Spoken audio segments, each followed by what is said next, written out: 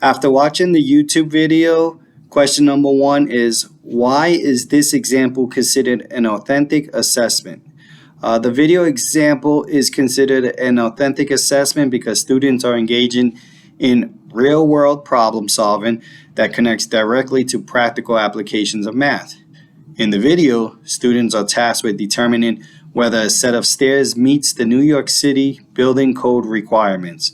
This isn't a hypothetical scenario. It's a task that professionals like architects, engineers, or inspectors might actually perform. Students have to calculate area, apply measurement skills, and interpret guidelines, all while working within a specific constraint. They're not just plugging in numbers into formula, they're using math to make an informed, real-world decision. What makes this even more authentic is the fact that the task has purpose behind the classroom. Students are essentially acting as problem solvers in a meaningful content. They're not just being assessed on getting the right answer, but on how they approach the problem, interpret the codes, communicate their reasoning, and justify the conclusion. The assessment also includes collaboration and presentation, which mirrors real professional environment. They're working together, sharing their findings, and explaining their process skills that are just as important as math itself.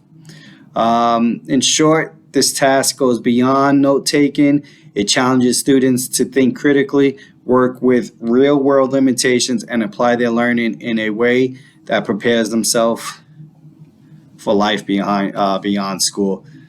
This would be considered an authentic assessment.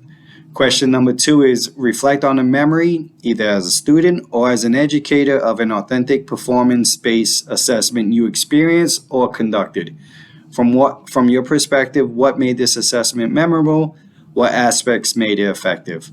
My minor is actually in education, and I had to perform a performance-based assessment for one of my classes. So instead of doing a traditional exam, our final assessment involved designing and teaching the mini lesson to students. So I was lucky enough to do it in a PE class, and it was authentic and memorable performance-based assessment. I conducted a skills challenge circuit with a 6th grade class. I focused on assessing fundamental movements like specifically agility, coordination, and object control. Instead of written tests or a one-time observation, I designed a circuit that included stations like shuttle running, dribbling through cones, jump rope patterns, and target throwing. Each student rotated through each section while I observed, gave feedback, and recorded their performance using a rubric aligned with the curriculum expectations. What made this assessment authentic was that it felt like a real PE class, not just a test. Students were engaged, they were moving, and they were applying what they had learned in the meaningful game-like content.